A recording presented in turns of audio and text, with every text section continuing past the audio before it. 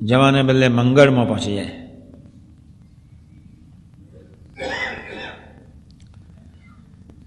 એકાંતિકી ભક્તિને યોગ્યને માર્ગે ચાલેલા એવા જીવન મુક્તોની સામાન્ય ભૂલ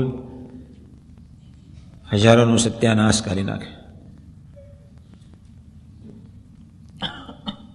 ઘણા ઇતિહાસો બની ચૂક્યા છે જ.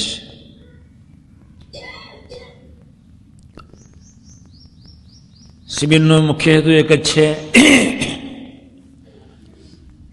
કોઈ પણ ભોગે ભજનીક બનાવવા છે.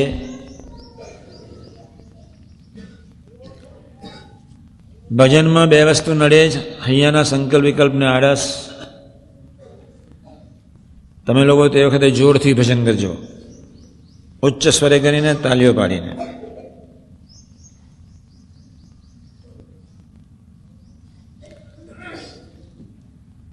રાત્રે ઊંઘ ના આવતી હોય તો ઊંઘની ગોળી લઈ લેજો. સવારે 9 વાગે સભા એટલા માટે રાખી છે, શાંતિથી તમે સાંભળી શકો. બાકી તો મારા સ્વભાવ પ્રમાણે હું તમને 7 વાગે જ અક્ષર બોલાવી લઉં, તમને ખબર છે જ.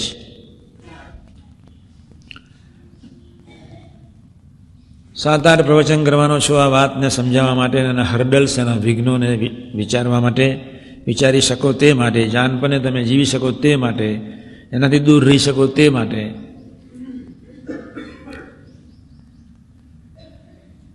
તમે વિશ્વાસ રાખજો.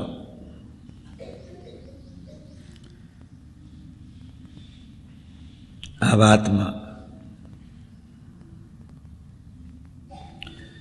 ગુણાદાન સ્વામી વાતમાં કહ્યું કે આ જેવો બીજો કોઈ મંત્ર નથી. જ્યારે નિષ્ઠાવાન આપણે સૌ ભેગા થયા છે ત્યારે દુનિયાની કરોડોની જનતા કરતાં આપણે ખૂબ નસીબદાર છીએ જ. અને બાપાએ પણ કહ્યું કે બીજાને ભાગ્યશાળી માનવા એ ભૂલ છે. આ સમાજમાં આપણા જેવા ભાગ્યશાળી બીજા કોઈ નહીં. સ્વામી ઘણી વખત કહેતા,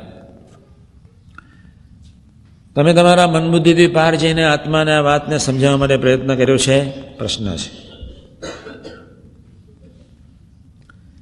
તમે ખરેખર આ વાતમાં વિશ્વાસ મૂક્યો છે? પ્રશ્ન છે. હવે હું તમને એક પહેલું વિઘ્ન સમજાવી રહ્યો છું. ખરેખર ભજનીક થવું છે, ખરેખર સંબંધીઓ દ્રઢ કરવો છે, ખરેખર અંતરે સુખ્યા થવું છે, આનંદિત રહેવું છે, તો પહેલું હર્ડલ છે બાહ્ય દ્રષ્ટિ.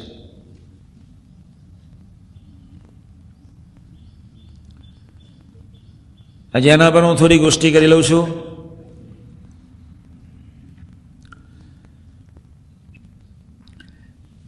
સામાન્ય પંચવર્તમાન જેના જીવનમાં નહીં હોય,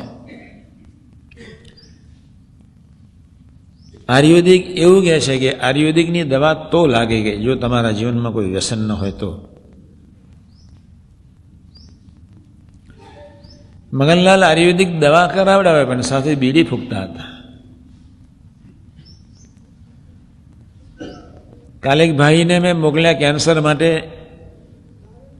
આયુર્વેદિક દવા તો શરૂ કરી પણ ફાંકીમાં ચાલુ હતો. મેં કહું આવતા જન્મે આવજો, અસર ન થાય.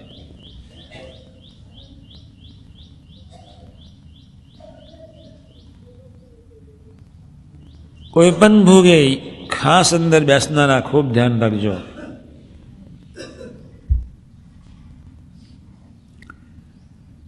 યોગ્ય જ ખાવું જોઈએ, યોગ્ય જ પીવું જોઈએ, યોગ્ય જ દર્શન કરવા જોઈએ, યોગ્ય જ બોલાવવું જોઈએ.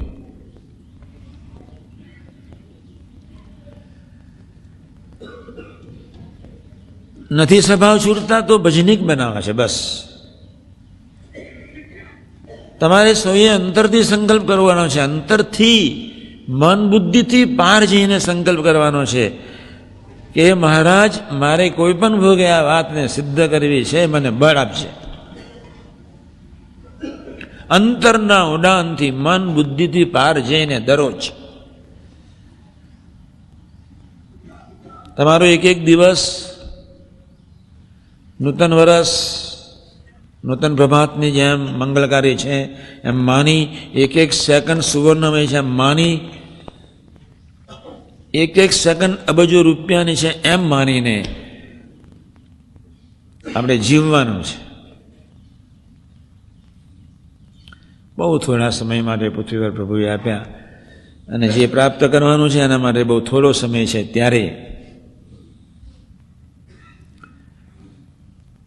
આપણે જાગ્રત રહેવાનું છે.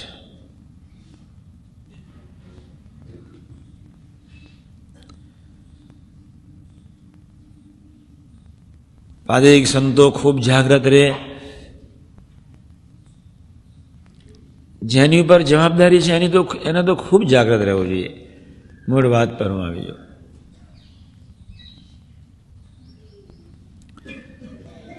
પછી બીજી વાત કરી લઉં, સેવા થાય તો કરવી, અસેવા તો નહીં જ.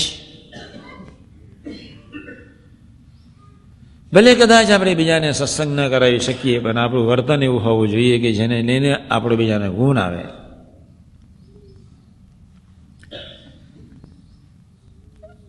ઠઠ્ઠા મસ્કરી કરનાર માટે, ડાફોરિયા મારનાર માટે, વ્યસનોવાળા માટે, જેમ તેમ બોલનાર માટે, અવિવેકી વાણી માટે, ચોરી કરનારની ભાવનાઓ માટે, જેનો હાથ ઉગામાતો હોય એવા સેવકો માટે આ સત્સંગ નથી.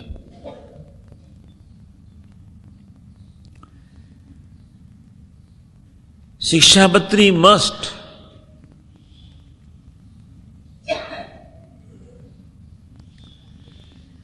વર્ષોથી હું કહું છું, જ્યારથી મુંબઈથી આવ્યા અમે ત્યારથી મેં અને દાસ અમે બહુ ગોષ્ઠી કરી છે રૂમમાં બેસીને, કે સાધકોની એક જ બહુ મોટી જવાબદારી છે, કોઈ પણ સંજોગોમાં ફિઝિકલી નપાસ ન થાવ.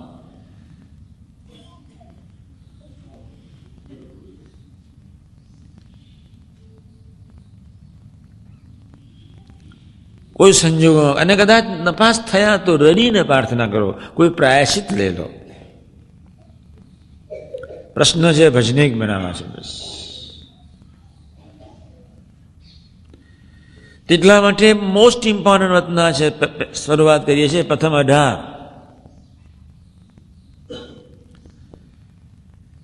તમને બધાને જ મારી કથા વાર્તાની ખબર છે, એ જ કથા વાર્તા હું વ્યવસ્થિત તમારી આગળ ફરી મૂકવા માંગુ છું કે આ 7 હર્ડલ્સ છે. જાગો, જે તમારા પુણ્યને ખતમ કરી દે છે. ગ્રહીમાં હર્ડલ્સ નડ્યા, ત્યાગીને હર્ડલ્સ નડે, જ્ઞાનીને નડે, યોગીને નડે. હું તમને ધીમે ધીમે દિવસે દિવસે સમજાવવાનો છું.